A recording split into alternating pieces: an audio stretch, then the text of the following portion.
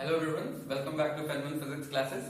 तो आज हम लोग क्या पढ़ने वाले हैं? आज हम लोग पढ़ने वाले हैं डेल ऑपरेटर का जो सेकंड वाला पार्ट था। कल मैंने बताया था ना कि हम लोग डेल ऑपरेटर में एक जो हिस्सा था जहाँ पे हम लोग जो फाइव वाला टर्म था, जहाँ पे हम लोग पढ़े थे ना कि phi was dependent over x y and z, और जब एक्स में dx और वाई में dy और z में dz अमाउंट का जब इंक्रीमेंट आ रहा था तो उसके बाद हमने एक इक्वेशन लिखी थी, ये वाली, अगर आपको याद हो तो। वहां पे मैंने बताया था कि आइलर्स मेथड का यूज करते हैं, या फिर हम लोग इसको क्या बोले थे, हम लोग ये बोले थे कि टोटल डिफरेंशियल का यूज करके हम लोग ऐसा सा लिख दे रहे हैं। तो ये वाली बात जिनको वहां पे नहीं समझ में आई थी उनके लिए ये वाला है, ज्यादा अच्छे तरीके से इसको समझने के लिए इसको हम लोग मैकेनिक्स और थोड़ा थर्मोडायनेमिक्स से रिलेट करके जानेंगे।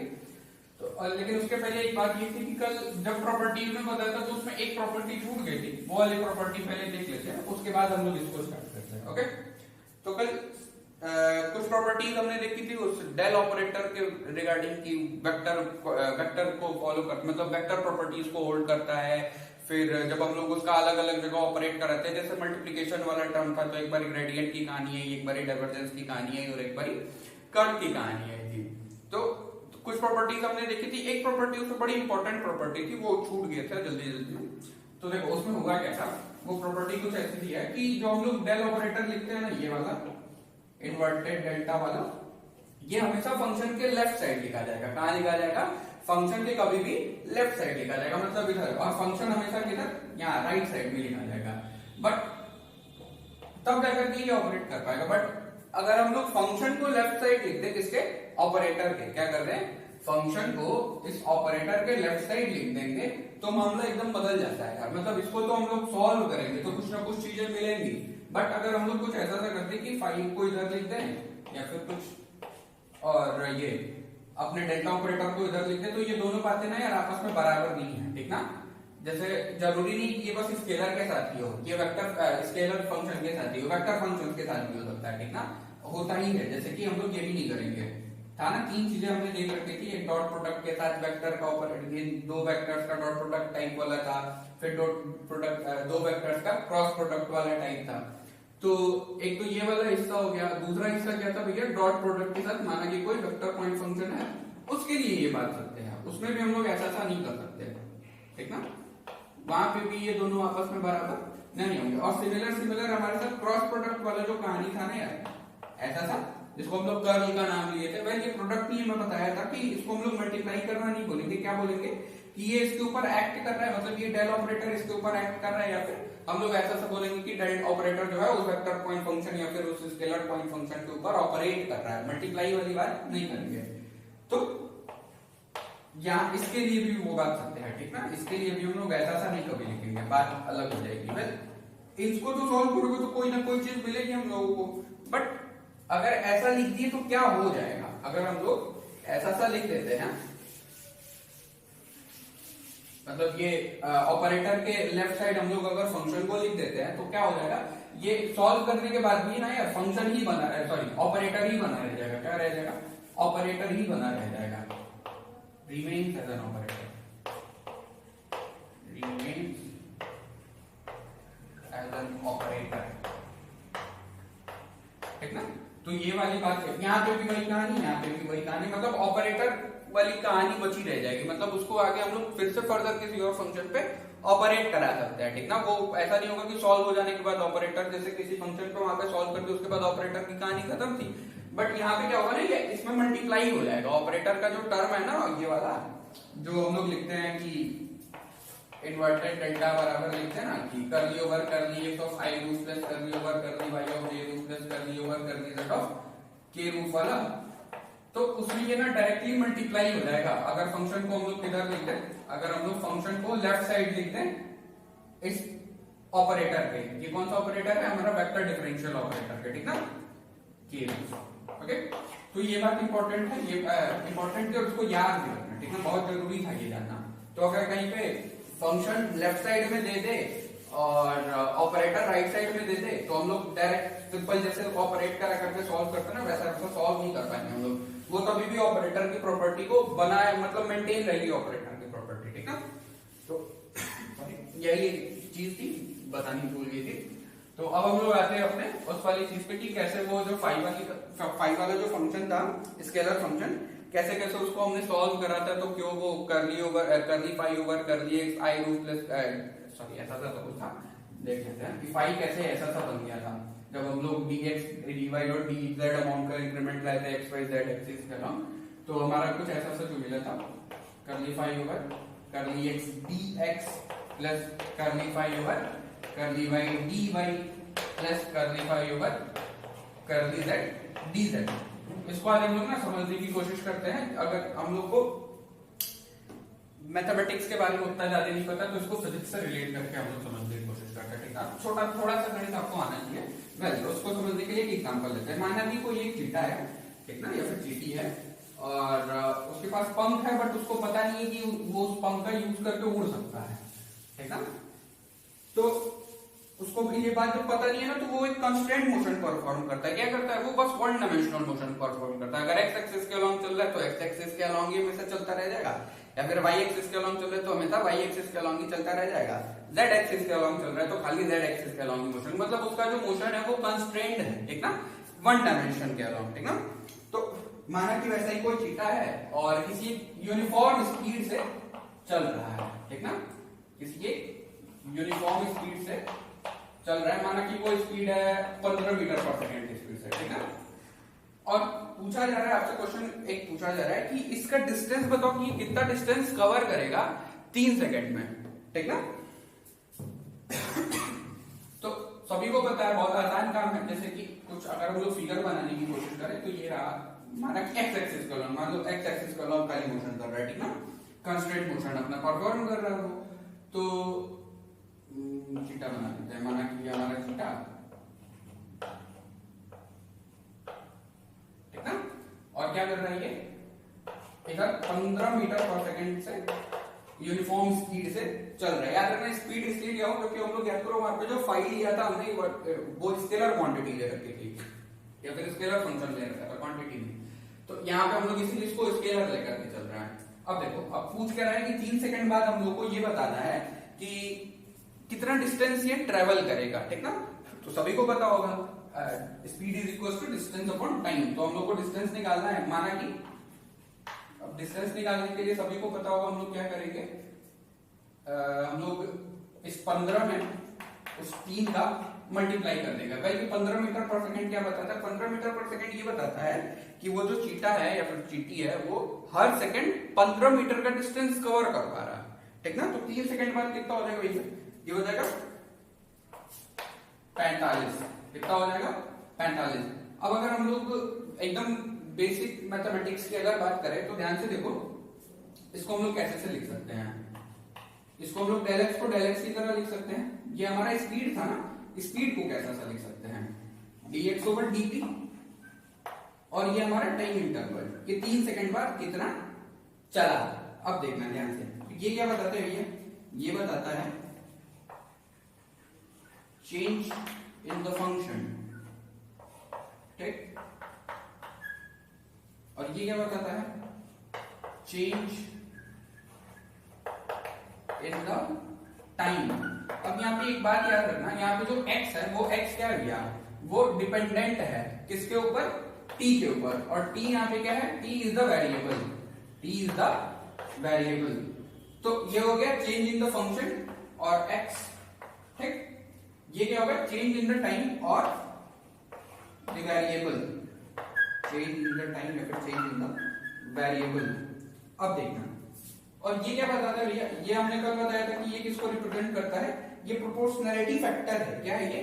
प्रोपोर्शनैलिटी फैक्टर है। वो क्या बताता है? वो ये बताता है, इसको हम लोग कैसे बोलते हैं कि रेट ऑफ चेंज ऑफ बता रहे, मतलब कैसे समय के साथ साथ x बदल रहा है। तो इसको हम लोग एक ऐसे भी बोल सकते हैं कि ये बता रहा है कि जो हमारा फंक्शन है वो समय के बदलने के साथ साथ कैसे बदल रहा है। ये क्या बता रहा है कि जो हमारा फंक्शन x है वो समय यहाँ पे क्या है? t is the variable. तो मतलब जो फंक्शन है वो वेरिएबल के बदलने के साथ साथ कैसे कैसे बदल रहा है, ठीक ना।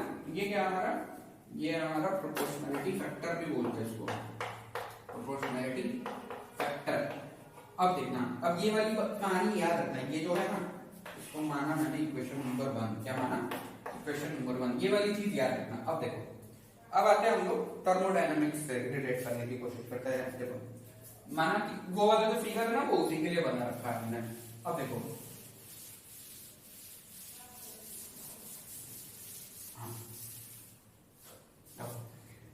यहाँ पे ना हम लोग टेम्परेचर के डिस्ट्रीब्यूशन की बात कर रहे हैं, ठीक ना, कि कोई एक रूम है, जैसे कि अब वही चीटा जो था ना, अब उसको ये मान लो पता चल गया, अगर हम लोग चीटे से रिलेट करने की कोशिश करें कि उसके पास पंख है, तो वो क्या करेगा भैया, वो तीनों डायमेंशन के लॉन्ग मोशन कर सकता है ना। वेल अब देखो, अगर हम लोग एक स्केलर क्वांटिटी की बात करें समझने के लिए, तो स्केलर क्वांटिटी में हमने क्या माना, टेम्परेचर। टेम्परेचर मानने के पीछे रीजन ये है ना कि जो जिस किताबों में मैक्सिमम हम लोग जो देखेंगे ना, उसमें हम लोग को टेम्परेचर ही मिलेगा अधिकतर। जैसे डेविड ग्रिफिथ हो गई किताब, फिर मैरी एल बॉस करके एक किताब है, या फिर आपको जो एच के दास की किताब है, सारे बुक्स में ना ये टेम्परेचर वाला ही लेकर के चले लोग, स्केलर फिजिकल क्वांटिटी, तो टेम्परेचर लेकर के समझते हैं। तो माना कि एक रूम है, ठीक ना, और रूम में हम लोग टेम्परेचर डिस्ट्रीब्यूशन ध्यान में रख रहे हैं कि एक्स एक्सिस के लॉन्ग, वाई एक्सिस के लॉन्ग और जेड एक्सिस के लॉन्ग कैसे कैसे बदल रहा है। वेल टेम्परेचर जैसे माना सोर्स से जैसे जैसे हम लोग दूर जाते हैं, वैसे वैसे टेम्परेचर में वेरिएशन आता है, सभी को पता है। और अगर टेम्परेचर हम लोग खाली एक ही एक्सिस के लॉन्ग तो बदलेगा नहीं, बदलेगा तीनों एक्सिस के लॉन्ग। अगर इस रूम की बात करें तो ऊपर कुछ और टेम्परेचर होगा, अगर मान लो यहाँ पे सोर्स है तो इधर कुछ और होगा, इधर कुछ और, दूर जाएंगे हम लोग को दिखाई पड़ेगा कि टेम्परेचर में वेरिएशन आ रहा है। तो यहाँ पे टेम्परेचर देखना तीन कोऑर्डिनेट्स पे डिपेंडेंट है, मतलब यहाँ पे तीन वेरिएबल्स है। कौन कौन से, एक एक्स, एक वाई और एक जेड। टेम्परेचर टी कितने पे डिपेंडेंट है, टेम्परेचर टी तीन चीजों पे डिपेंडेंट है, एक्स एक्सिस के लॉन्ग भी, वाई एक्सिस, मतलब कैसे कैसे वेरी कर रहा है। अगर हम लोग ये बात करें तो एक्स एक्सिस के लॉन्ग भी वेरी कर रहा है, वाई एक्सिस के लॉन्ग भी वेरी कर रहा है और जेड एक्सिस के लॉन्ग भी वेरी कर रहा है। अब देखो ये जो बड़ा सा मैंने ये बनाया है ना, ये बहुत बड़ी चीज नहीं, ये एकदम छोटी सी चीज है। देखो अब समझने की कोशिश करते हैं। माना कि किसी पॉइंट P पे, किसी पॉइंट P पे, वो वाला इक्वेशन याद रखिएगा, इक्वेशन नंबर 1 का, किसी पॉइंट P1 पे, किसी पॉइंट P1 पे कोऑर्डिनेट्स क्या है अभी हमारे पास, कोऑर्डिनेट्स हैं x, y और z। या फिर अगर हम लोग उसका पोजीशन वेक्टर लिखने के लिए कोशिश करेंगे, तो अगर उसका पोजीशन वेक्टर लिखेंगे तो कैसा सा डिफाइन होगा, उसका पोजीशन वेक्टर कुछ ऐसा सा डिफाइन होगा कि x i roof plus y j roof plus z k roof, ठीक। और यहाँ पे जो टेम्परेचर है वो क्या है भैया, यहाँ पे टेम्परेचर है हमारा कुछ T1, क्या है टेम्परेचर T1। और जैसे वहां पे हमने x में dx अमाउंट का चेंज, y में dy अमाउंट का चेंज और z में dz अमाउंट का चेंज लाया था ना, वैसा ही यहाँ पे क्या हो रहा है, देखो x में dx अमाउंट का चेंज, ये पॉइंट P1 से कहां पे हम लोग शिफ्ट कर रहे हैं अभी, P2 पे। पॉइंट P1 से कहां शिफ्ट कर रहे हैं हम लोग, पॉइंट P2 पे। तो पॉइंट P2 पे जाने पे देखो क्या हो जा रहा है, वहां पे टेम्परेचर कुछ है T2, टेम्परेचर क्या है P2 पे, टेम्परेचर है कुछ T2। और इस P2 पहुंचने के लिए हम लोग को x के में कितने का इंक्रीमेंट लाना पड़ा, dx का इंक्रीमेंट लाना पड़ा, y में कितने का इंक्रीमेंट लाना पड़ा, dy का इंक्रीमेंट लाना पड़ा, और z में कितने का इंक्रीमेंट लाना पड़ा, dz का इंक्रीमेंट लाना पड़ा। जैसे कि पिछले वाले में हमने करा था, फाई किस पे था, dx x y और z पे था, और x में dx, y में dy और z में dx और z में dz अमाउंट का हम लोग चेंज लाए थे, ठीक ना। वैसे ही कुछ सिमिलर से यहाँ पे अगर P2 के लिए कोऑर्डिनेट्स लिखना चाहिए हम लोग, तो P2 के लिए कोऑर्डिनेट्स क्या हो जाएंगे भैया, x plus dx, y plus dy, z plus dz। अगर हम लोग उसके पॉइंट फंक्शन क्या कहते हैं उसको, पोजीशन वेक्टर्स लिखने की कोशिश करेंगे, तो पोजीशन वेक्टर्स कैसे हो जाएंगे भैया, उसके पोजीशन वेक्टर्स हो जाएंगे कुछ r2 बराबर, देखना, x plus dx i roof plus y plus dy j roof plus z plus dz k roof, ठीक। और P2 पे टेम्परेचर कितना है, T2 है। अब आपसे पूछा जा रहा है टेम्परेचर डिफरेंस, क्या पूछा जा रहा है भैया, आपसे पूछा जा रहा है टेम्परेचर डिफरेंस। अब देखो टेम्परेचर डिफरेंस की कहानी क्या है, जब टेम्परेचर डिफरेंस की बात आएगी तो हम लोग क्या लिखेंगे, T2 माइनस T1 करेंगे ना, ये वाली भी कहानी याद रखिएगा। अब हम लोग क्या करें, अब हम लोग को ना टेम्परेचर पूछा जा रहा है, तो डेल्टा टी बराबर कितना हो जाएगा भैया, डेल्टा टी बराबर हो जाएगा हम लोग का T2 माइनस T1। अब अगर हम लोग इसको रिलेट करना चाहें, जैसा कि अगर हम लोग ग्रिफिथ की किताब को फॉलो करें, तो उसमें जो dt के लिए जो फॉर्मूला गिवन है वो कुछ ऐसा सा गिवन है कि dt is equal to curly t over curly x into d x plus curly t over curly y into d y plus curly t over curly z into d z. Delta t को हम लोग कुछ ऐसा सा लिख सकते हैं, del t over del x plus del t over del y into d y plus del t over del z into d z. कितना हो गया भैया? Del t over del x into d x plus del t over del y into d y plus del t over del z into d z. अब देखो, या फिर ऐसा सा भी लिख सकते हैं हम लोग, इसको ऐसा सा लिख सकते हैं कि तुम लोग कहोगे कैसे ऐसा सा लिखना है, del t over del x into इतना plus del t over del y into इतना plus del t over del z into इतना। लिख सकते हैं ना? एकदम लिख सकते हैं। ध्यान से देखो, अब क्या करेंगे हम लोग, अगर हम लोग इसको कंपेयर करें, किससे कंपेयर करें? पहले वाली इक्वेशन से। इसको माने मैंने क्या, इसको माने हम लोग इक्वेशन नंबर 2। क्या माने? Equation number 2। अब इक्वेशन नंबर 1 और इक्वेशन नंबर 2 को अगर हम लोग कंपेयर करें तो हम लोग ये पाएंगे ना कि वहां पे हम लोग क्या लेके थे, वहां पे ध्यान से देखना, वहां पे हम लोग को क्या मिला था? वहां पे हम लोग को कुछ मिला था कि डेल एक्स बराबर dx upon dt into delta T. ठीक ना? अब इससे हम लोग इसको कंपेयर करते हैं। ये था हमारा इक्वेशन नंबर 1, ये था हमारा इक्वेशन नंबर 2। यहाँ पे x वाज द वेरिएबल, यहाँ पे टेम्परेचर इज द वेरिएबल। यहाँ पे क्या था? x जो था टाइम के रिस्पेक्ट में बदल रहा, sorry x was the function and here t is the function. ठीक ना? और यहाँ पे जो फंक्शन था वो एक वेरिएबल t के साथ साथ क्या कर रहा था? वेरी कर रहा था। यहाँ पे भी क्या है, जो हमारा फंक्शन है वो किसके साथ वेरी कर रहा है? जो कोऑर्डिनेट्स, जो हमारे कोऑर्डिनेट्स है उसके अलाउंग वेरी कर रहा है, तो ये।